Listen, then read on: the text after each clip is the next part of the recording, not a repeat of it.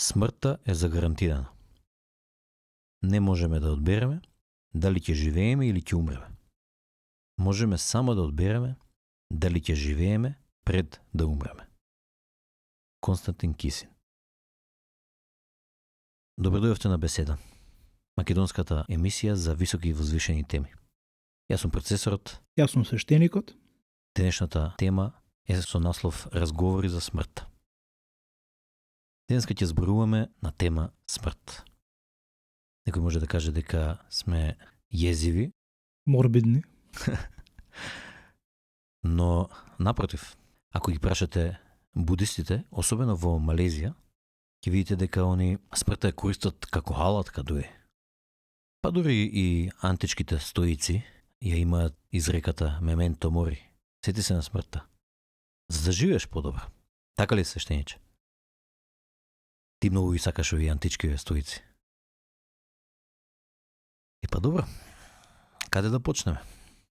Јас мислам дека убава точка за почнување е да кажам малку за збороизведувањето на македонскиот збор, па и словенскиот збор смрт. Значи, кај нас имаме неколку зборови кои што се поврзани околу смртта.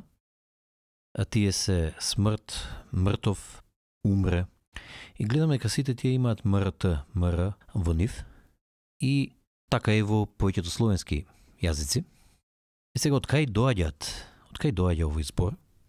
А зборот доаѓа во нашиот јазик доаѓа од латинскиот јазик, односно од зборовите мори и мортус, значи мртов. Нормално од латинскиот јазик понатаму се продолжува и во францускиот, кај што е морт, и шпанскиот, и сите други латински јазици. А оригинално, зборот за смрт доаѓа од протоиндоевропскиот мер, кој што исто така значи смрт. Значи гледаме дека овој збор е многу стар збор. Тоа укажува пак дека луѓето многу долго време, уште од почетокот на пишаниот и на кажаниот збор, а веројатно и многу порано, тоа, размислувале на смртта. А и како да не размислуваат? Смртта, според, да речеме, една наивна концепција, е крај. Крај на човек. Крај на поединецот, крај на заедницата, крај на светот. А крајот е ужасен од тој аспект. Така што, нормално дека луѓето размислувале на оваа тема и ги во одредени стадиуми ги обсесирала. Јас туку ќе завршам со воведот, се надевам дека ве заинтегрира оваа тема и како ние ќе обработуваме, и сега ќе му дадам збор на свештеникот да каже нешто за смртта. Ти благодарам. Смртта, таа е јасно дека е најголемиот парадокс на човековото постоење, пред се затоа што е неизбежна и затоа што се случила бескрајно пати до сега и од почетокот на постоењето, секогаш каде што имало живот, каде што имало раѓање, имало и смрт, а сепак е непозната. И затоа е толку голема мистерија. Не знаеме што ќе се случи после смртта, дали продолжува нешто, дали е крај и така натака, а сепак се случува и е толку често. И може да се случи толку ненадејно. Исто така представува еден многу голем страв. Константно во нас седи еден огромен страв од смрт, кој што ни го води животот, не управува во голем дел, а со тоа и многу голем учител. Не учи како да го живееме животот и ни дава некои лекции, поготово ако е смрт на некој близок наш човек, тоа представува голема лекција за како да продолжиме да живееме. Јас лично имам многу размислувано на оваа тема. Претпоставам дека и многу други луѓе имаат размислувано, бидејќи, како што кажав, најголемата мистерија на светот. Е сега, кај нас, може би не било така секогаш, меѓутоа сега дефинитивно е, и во западната култура, смртта е многу голема табу тема. И смртта, се однесуваме кон смртта како да не постои. Се обидуваме колку што е можно повеќе да ја изолираме од општеството, да ја изолираме од свеста, од живеењето, поготово од малите деца. Мали деца никако не смеат да видат леш, не смеат да слушнат за смрт, не ги носиме на погреб и така натака, што е многу голема грешка по мене и е диаметрална разлика од тоа што се случува во Индија и од тоа што се случувало во Европа во средниот век, каде што секој човек, поготово оние кои што биле по богати, благородници така натака, на сите слики можеме да видиме дека имаат на своето биро еден череп, да ги потсети на смртта. Исто така и римјаните константно се потсетувале дека смртта им е пред врата.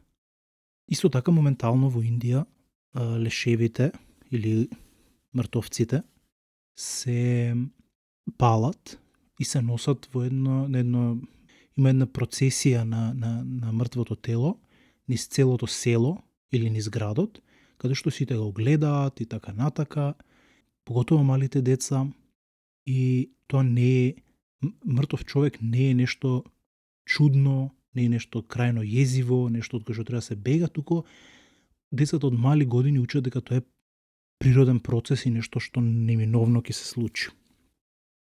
Сега би сакал да разгледаме смртта од неколку аспекти, пред се од биолошки аспект, на кратко, значи како биолошки факт, па да преминеме на психолошко доживување, како таа ни влијае на нашата свест и како може да ни влијае, како треба да ни влијае, и да идеме до метафизичко значење, па и до едно надконцептуално значење за смртта. Еве на кратко ќе поминам на биолошкото значење за смртта, па можеме да го искоментираме заедно.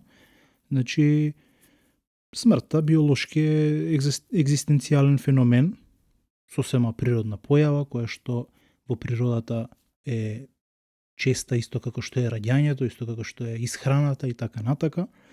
Неопходна е за процесите во екосистемот, пред се неопходна е за еден вид, бидејќи ако нема смрт, раѓањето ќе биде безпотреба, мислам ќе биде чудно, ќе биде штетно дури да се раѓаат нови членови, а раѓањето е многу потребно бидејќи се случува една генетска варијација кај живите организми и со тоа тие се подложни на издржување во однос на надворешните фактори.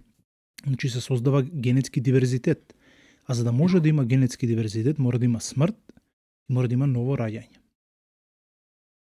Исто така, смртта е многу важна за целиот екосистем, бидејќи со тоа ние како живи суштества, животните, нудат храна за другите животни или за бактериите или за растенијата, за да може сите да учествуваме во она бескрајна размена на материја и енергија во природата и она како што кажува Библијата, човек у земја си, во земја ќе се вратиш. Буквално тоа е биолошки факт. Значи тоа не е некоја метафизичка вистина, туку тоа е фактичка вистина, научна и добро позната дека ние сме планетата. Нашите тела се планетата. Од земја се создадени и учествуваат во сите процеси биолошки и хемиски и на крај се враќаат во незината основа. Тоа би било на брзинка за биолошкиот или оној природниот материјалистички аспект на смртта. Се согласуваш со ова што го кажав до сега? Имаш нешто да додадеш, процесоре? Па тоа што би го додал е можеби само една различна перспектива, еден различен поглед на истото што го кажа, значи во суштина е истата работа. Тоа би било дека, чест буквално имав напишано, смртта е потребна за да има живот. И сега, пораме, јас метав од аспект на биолошки, ама и генетски. Односно, генетиката е дел од биологијата во крајна линија. Идејата ми беше дека нема зошто животот да се труди да биде квалитетен и да биде било што ако нема смрт. Смртта е крајниот мотиватор, оној најјакиот мотиватор. Дека еден ден ќе изгубиш се, или гените може да изгубат се и заради тоа треба да бидат толку многу мотивирани да си ги остварат своите цели. Односно генетски императиви. Генетските императиви се пред се да се ископираат гените. Меѓутоа, гените исто така имаат и друг императив, а тоа е да преживеат во горе-доле зачувана форма. Едниот аспект од тоа е дека гените практично не создаваат нас, биолошките тела и животните општо, животни единки, гените не создаваат нас за да си го остварат својот императив, да се ископираат на прилично добар, квалитетен начин. И тоа е нивниот начин и нашиот начин, тоа е начинот на животот да продолжи кон бесконечноста. Значи, ако нема смрт, нема да има потреба од било каква мотивација. И тоа е интересно што го забележуваме и ти кажа на почетокот дека денеска се избегнува да се размислува воопшто на смртта, се закупува под тепих, надевајќи се дека никош нема да дојде, нели? Децата не смеат да видат смрт и така натаму.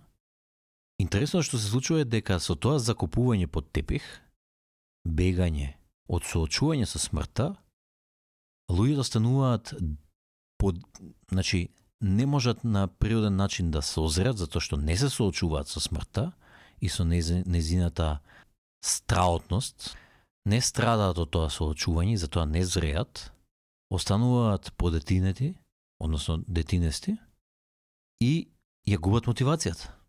Ја губат секојдневната мотивација затоа што остануваат детинести, затоа што не се соочени со смртта. Меѓутоа сакам да кажам дека ова не е нов феномен. Баш ми текна дека пред некој време читав дека римјаните избегнувале да кажат смрт или мртов или умрел. Туку кажувале, например за некој кој е умрел, не кажувале умрел, туку кажувале живеел на времето. Живеел. Значи тоа закупување и избегнување да се соочиш со смртта не е нова работа. Така, многу убаво го срочи ова, па можеби затоа и почнал, можеби затоа Рим го доживеал својот крај, бидејќи, или како што знаеме ние, падот на залезот и падот на Рим почнал со една голема декаденција кај луѓето и можеби таа декаденција, еден од факторите кои што влијаеле на таа декаденција било баш таа несвесност во однос на смртта.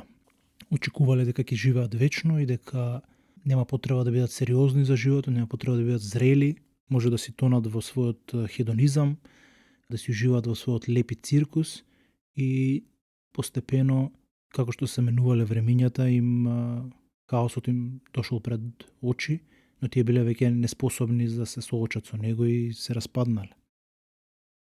Знаеш што ми текна сега како го зборуваш?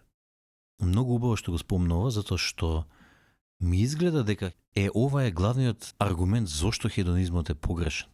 А тоа е дека хедонизмот, односно уживањето во задоволствата и живењето да се ужива, е еден вид на обмана, еден вид на себе лажење. Апсолутно.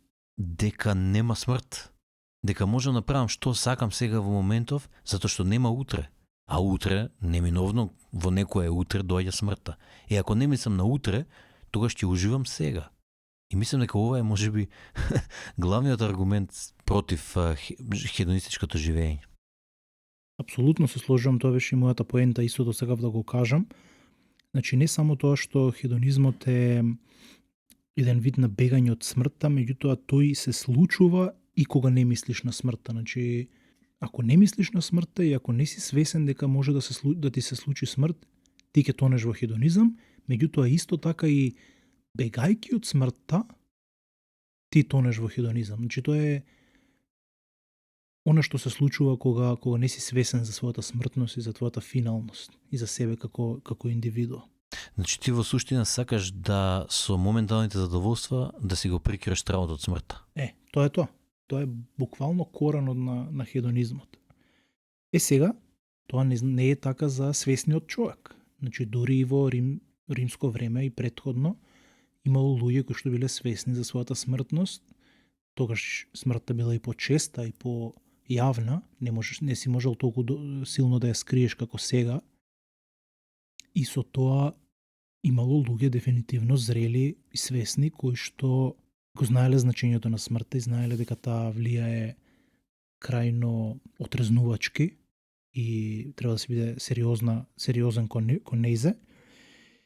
И за нив смртта била потсетник дека животот не е вечен и дека човек треба да се оствари себе си во целост додека е жив, бидејќи понатака нема да има шанса да го направи тоа. И најважно од се да го испие секој сок од животот додека е тука. Тоа пиење на животот не е хедонизам, не е да направиш колку што може повеќе работи или да уживаш во колку што може повеќе искуства, туку е свесност. Да бидеш свесен додека си жив. Моментите на живот е составен од моменти. Моментите да ги искусиш, да ги проживееш, да бидеш тука додека се случува животот. И тоа се манифестира во пошироката јавност како автентичност и како експресија. Значи дека пиење на животот или живење во целост значи автентичност и експресија. Автентичност би бил еден машки аспект, експресија, креативност би бил еден женски. Меѓутоа секој човек го има тоа во себе. И мажот и жената мора да бидат автентични и својата експресија, својата креативност слободно да ја изразат.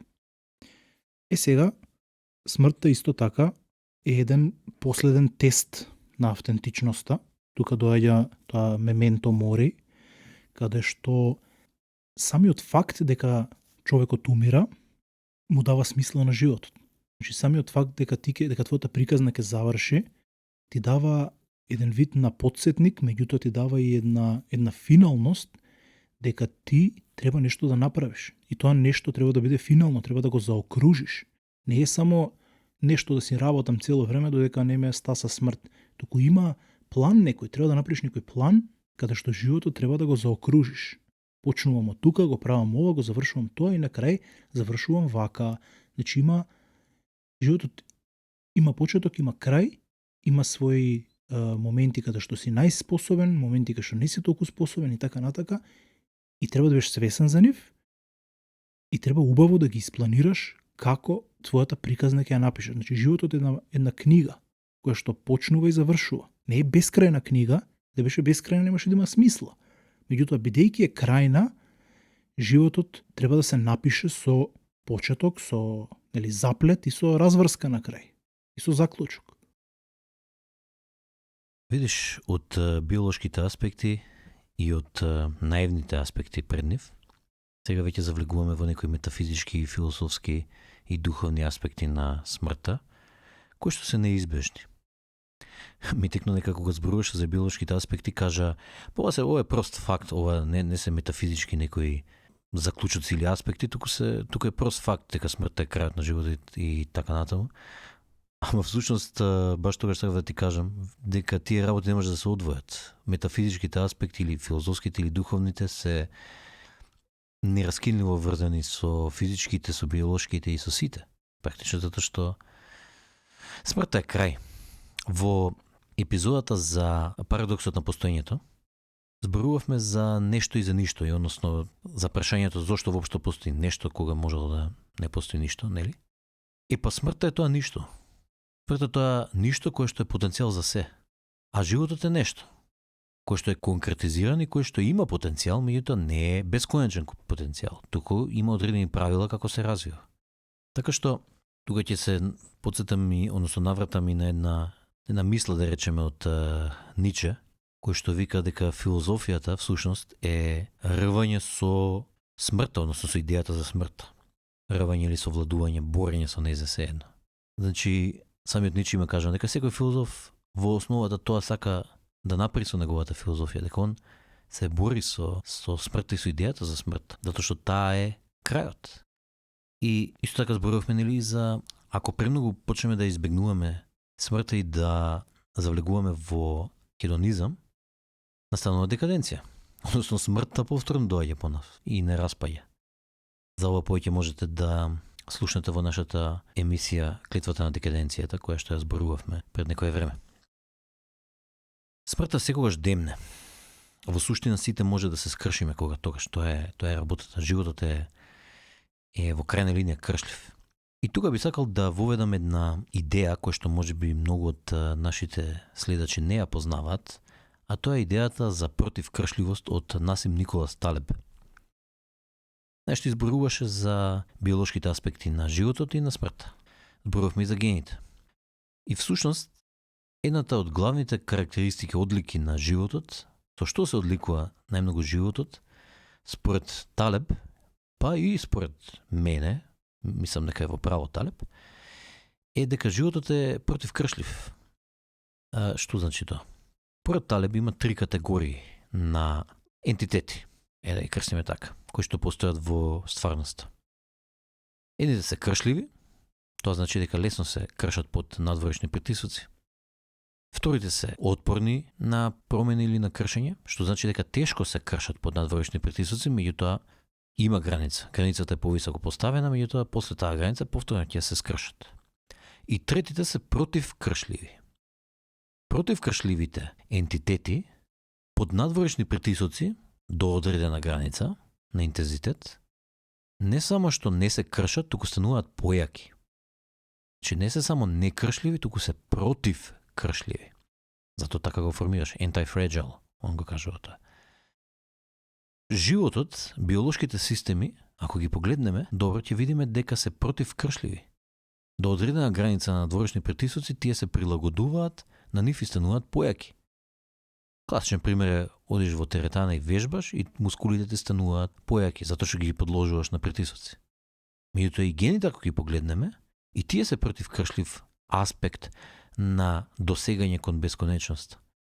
Едноставно, тие прво нашле начин како да се комбинираат за напред нови комбинации, односно мутации, кои што потоа па овозможуваат да нивните заштитни возила, како тенкови, кои што го чуваат тоа што е вредно внатре, односно биолошките организми, телата, кои што ги чуваат гените во нив, стануваат се подобри и подобри во нивно копирање и во нивно продолжување понатаму.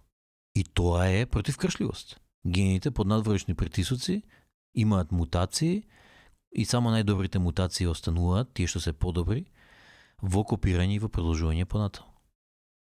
Овие, до сега ние кажавме многу интересни поенти. Ова може да биде дури засебна епизода сама за себе, колку значајни поенти изнакажавме до сега.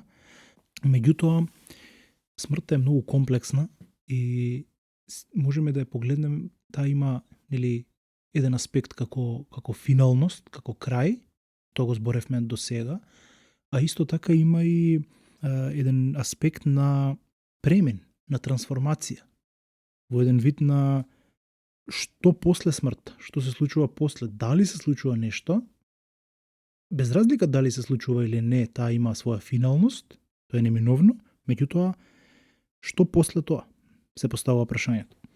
Хиндуистите, во голема мера и будистите, тоа го објаснуваат, всушност не во голема мера, туку во целост, хиндуизмот и будизмот го објаснуваат со реинкарнација. Тоа е, накратко да објаснам, хиндуистите и во јога традицијата, реинкарнацијата има еден вид на спирална форма, каде што се раѓаш во се по нееволуира, ти си нееволуирана душа, која што има многу пречки, многу мала доза на свест во себе, и како што се раѓаш, така се калемиш, се мачиш во животот и постигнуваш се поголема и поголема свест. Можеш да паднеш, меѓутоа твојата душа е дел од колективната душа на човештвото, да речеме, и тоа пак во својата еволуција те влече тебе нагоре низ спиралата. Будистите не го гледаат така и тие веруваат во реинкарнација, меѓутоа тие го гледаат како една рандом појава. Господ е една душа или да речеме сите души се Божи аспект или аспект на ништото, како што не го кажуваат, на реалноста, и секоја смрт и секое раѓање може да биде по случаен избор, рандом, што значи дека може си живеел како човек, во следен живот може да се родиш како мравка, или како пеперутка, или како некој човек кој што е просветлен, или може би не просветлен, меѓутоа многу мудар, а во следен живот може да се родиш како некој несвесен и така натака, криминалец и нешто слично. Во хиндуизмот, како што кажав, и во јогата, тоа не е така, таму има еден вид на еволуција. Меѓутоа и двете традиции се сложуваат дека доколку се просветлиш, доколку поминеш еден прак на големина на свеста или на чистина на свеста, ти веќе излезеш од самсара, тоа е тој круг на реинкарнација, и веќе нема, ти се спојуваш со реалноста или со Бог, и веќе нема да има реинкарнација. Нема потреба за реинкарнација, бидејќи душата е разбудена. Кај нас, христијаните, тоа е поинаку. Ние сметаме дека животот е еден, нема повторување, немаш втори шанси, го живееш како што го живееш, кажана ти е вистината како треба да го живееш, се раѓаш без грев, бидејќи Исус Христос умрел за тебе, за твојот грев, за гревот на Адам, и ти знаеш како треба да се живее, на тебе останува да го живееш тоа. Можеш да се покажеш за сите твои грешки во секој момент, меѓутоа, на крај кога ќе умреш, ти ќе бидеш суден за сите своји лоши работи и за добрите работи. Ќе бидат и тие земени во предвид.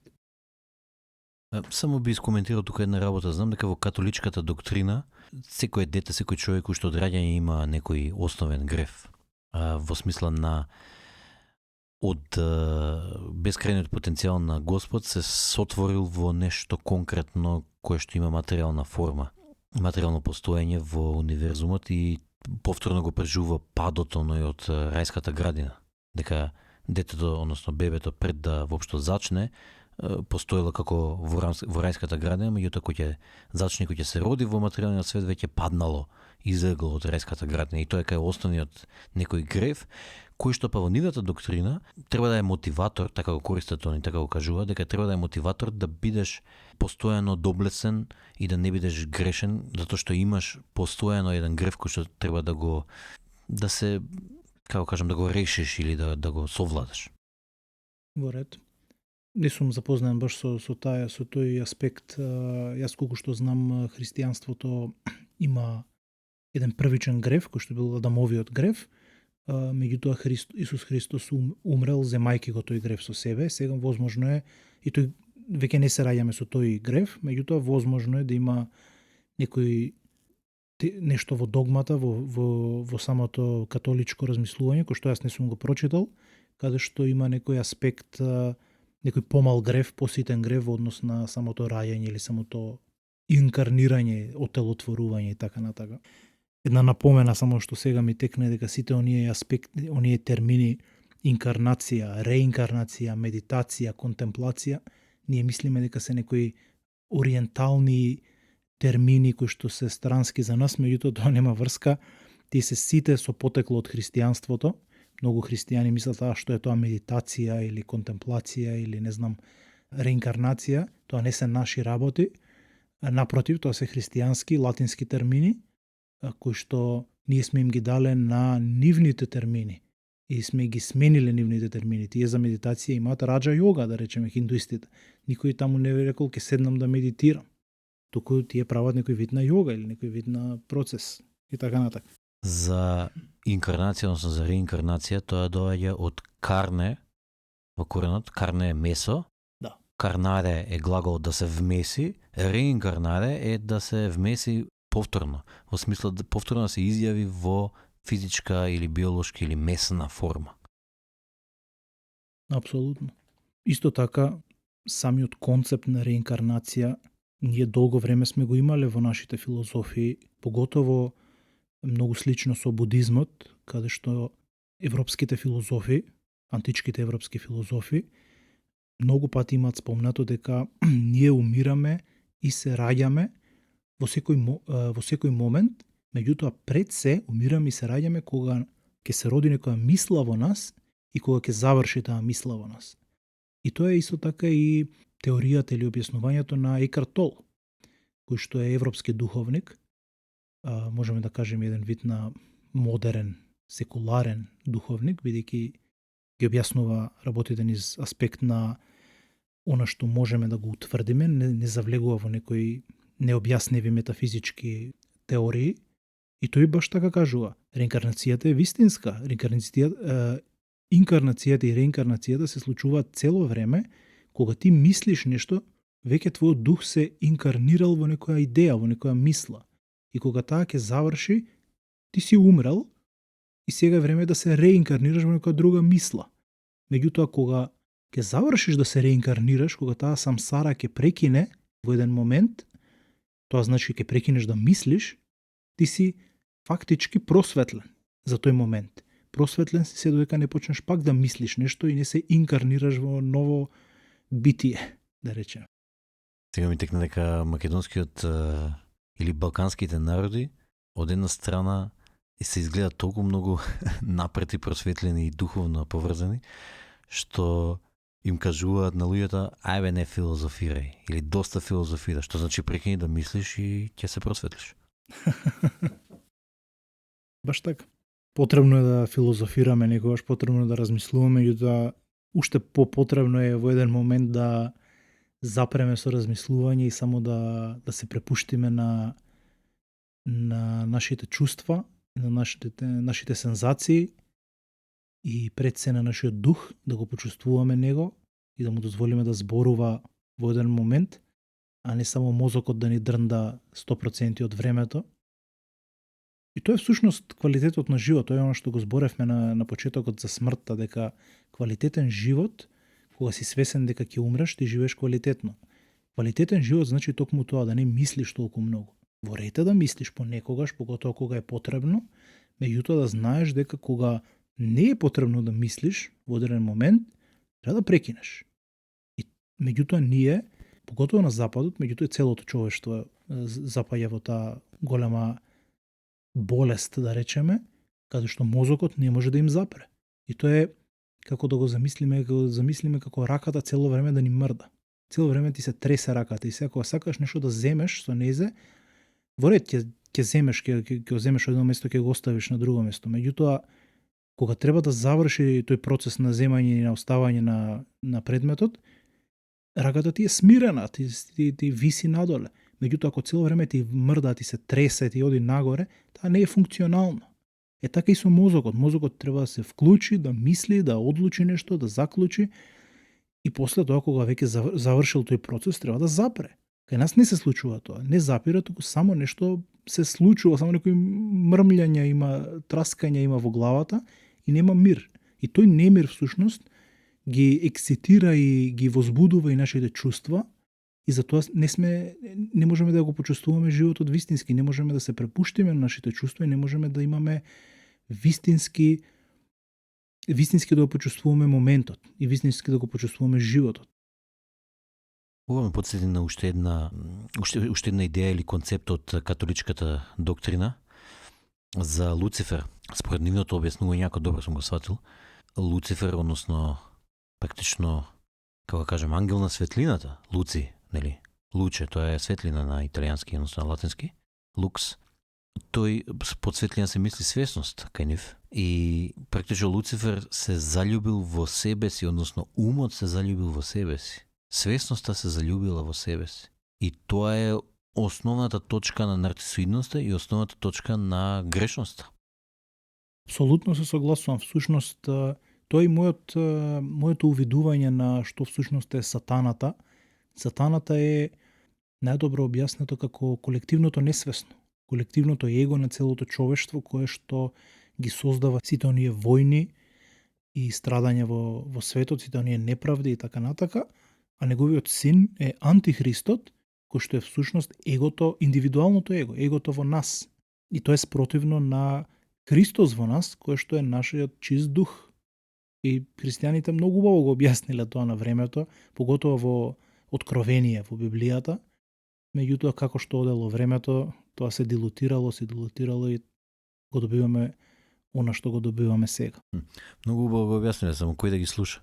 Баш така, и кој да ги разбере. Па јас искрено тука би се навратил на она што го зборувавме малку во парадоксот на постоењето и објаснувањето зошто воопшто постои нешто и она христијанското објаснување дека всушност постои ова се и постоиме ние, јас и свештеникот и беседа и овој универзум и сите овие правила и сите овие луѓе што не слушаат и општо сите постојат заради љубов.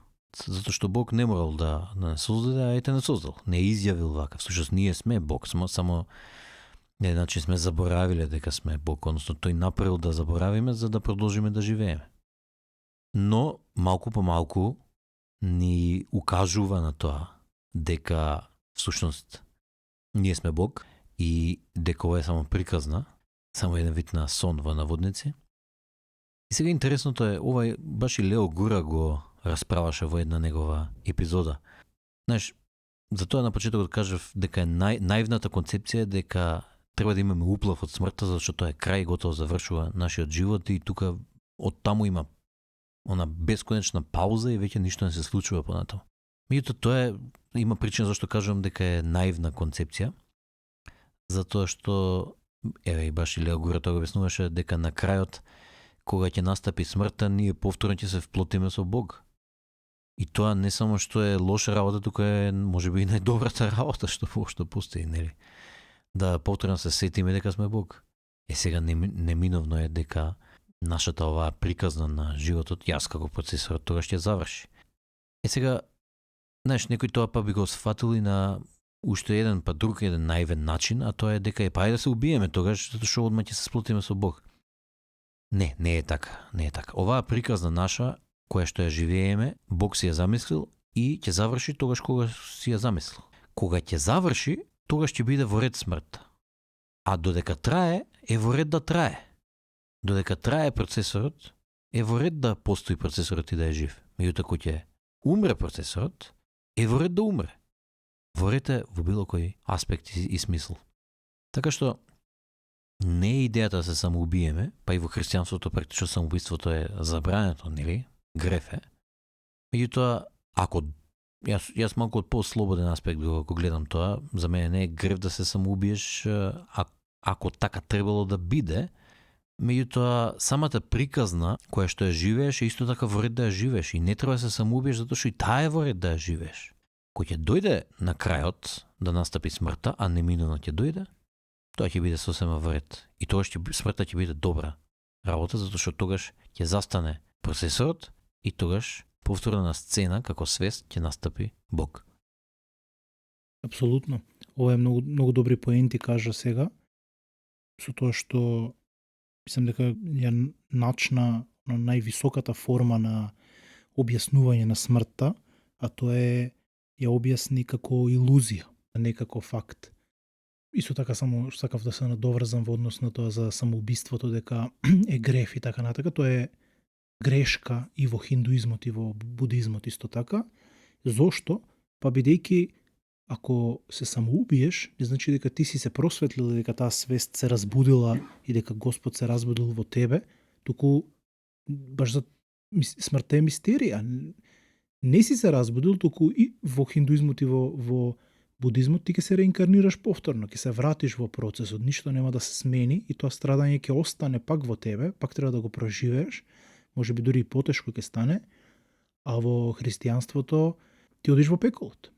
Ти нема да одиш во рајот ако се самоубиеш. Едноставно, во сите овие традиции и објаснувања самоубиството никогаш не е решение. Сега, значи, ја разгледавме смртта како биолошки феномен и разгледавме психолошки, ги разгледавме оние поважни традиции и начини на размислување за смртта. Процесорот начна и финалниот аспект на смртта, тоа е смртта како илузија или една надконцептуална перспектива за смртта. Ние како што напоменавме во нашата епизода за каде што го обработувавме прашањето зошто има нешто наместо ништо, парадоксот на постоењето, спомнавме за платното. Платното е она што ние го нарекуваме Господ или позадината на се. Тоа е основата на се што постои и на се што може да постои, и тоа е и нашата основа, нели?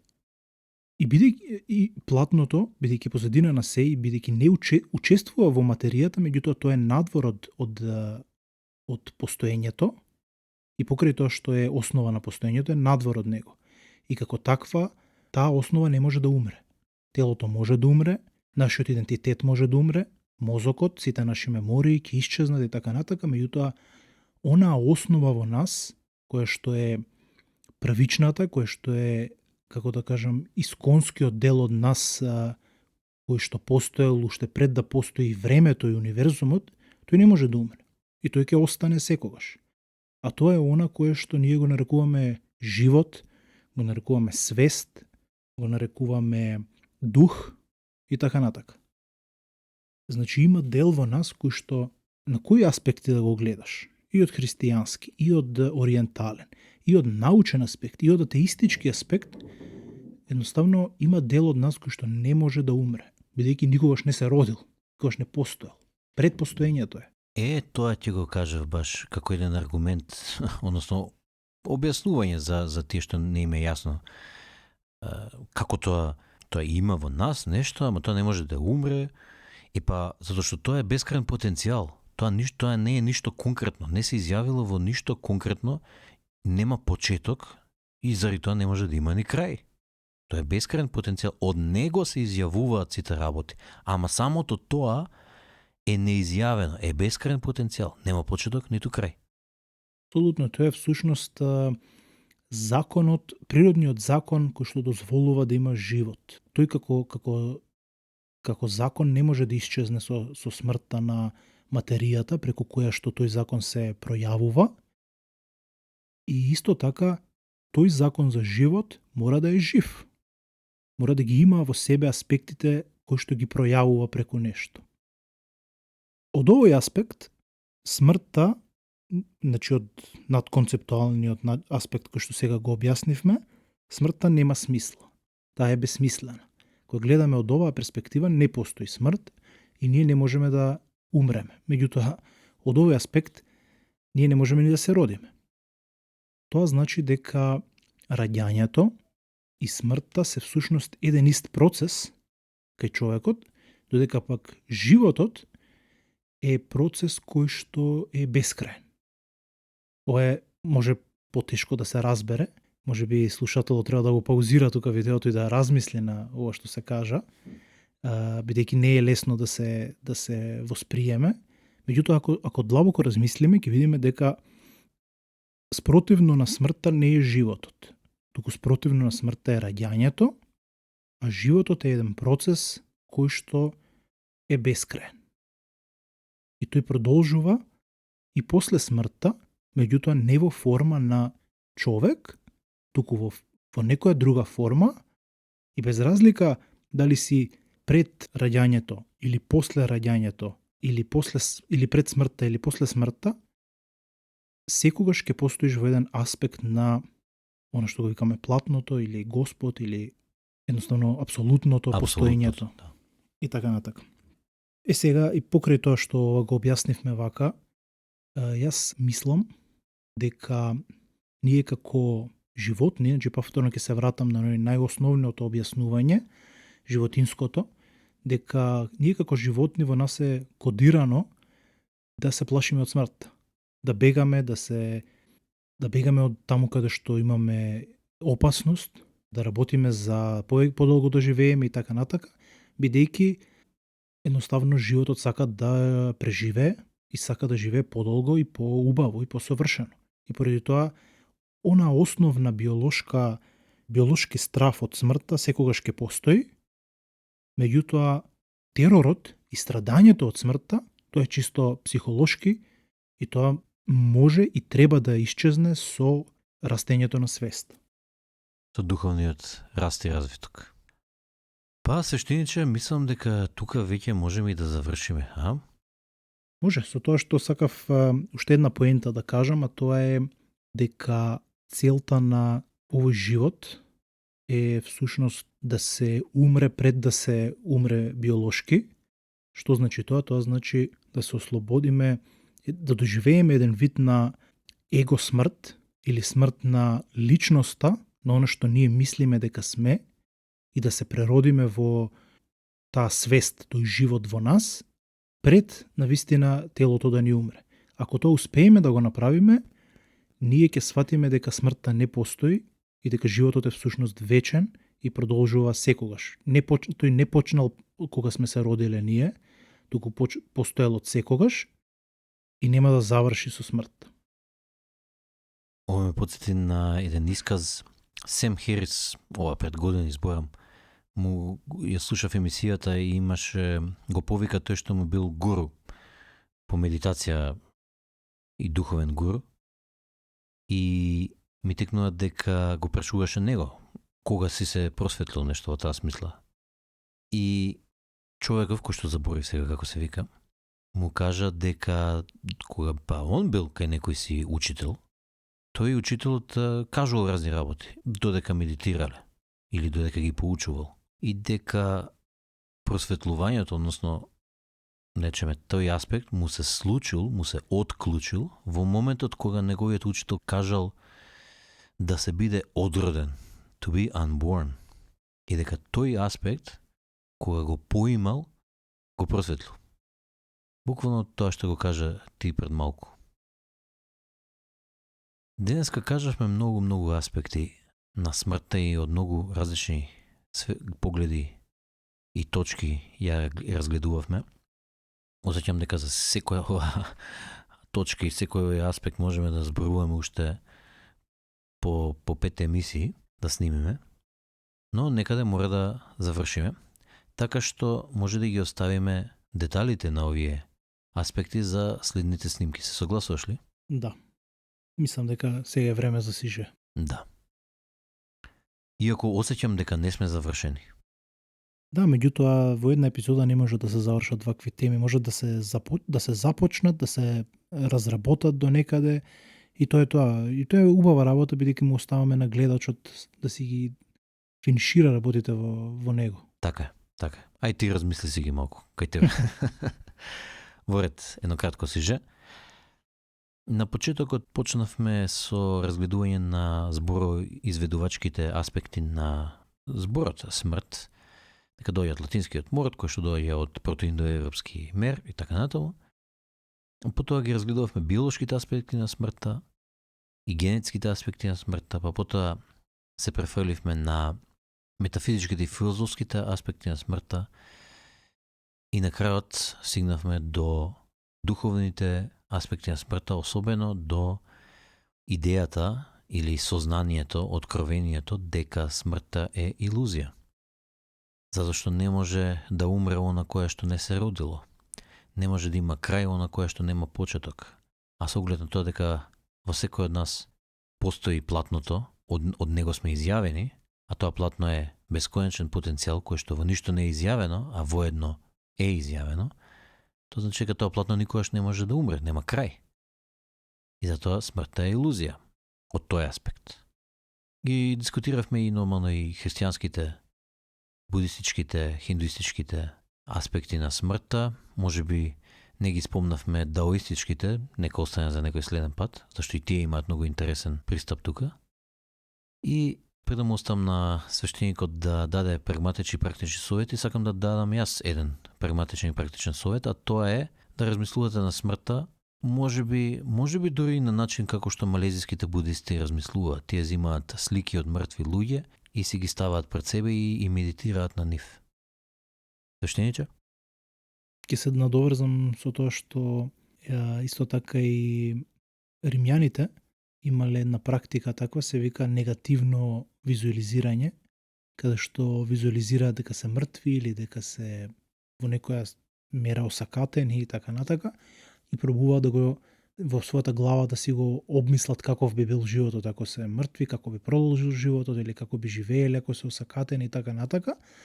И тоа е со цел кога ќе заврши таа визуализација да можеш да бидеш благодарен за она што го имаш, за својот живот или за своето здравје и така натака.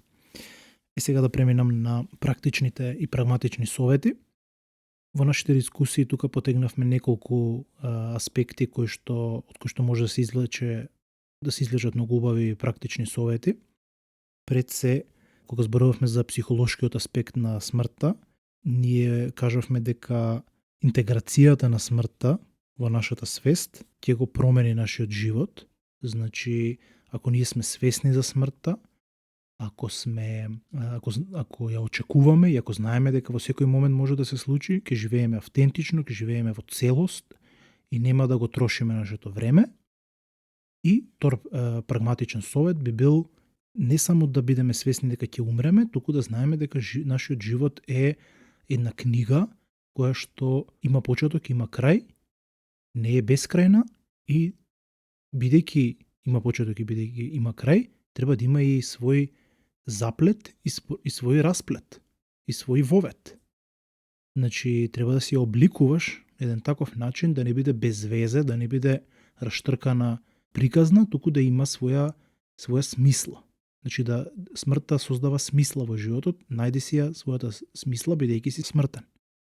И на крај, последен прагматичен совет би бил да разбереш дека ултимативно смртта е илузија, таа не постои и исконското, искуственото разбирање на овој мој исказ значи просветлување и тоа значи да умреш пред да умреш.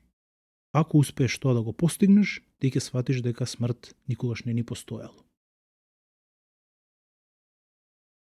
Да се плашиш од смртта е исто како да се плашиш да се родиш. Марко Аврели.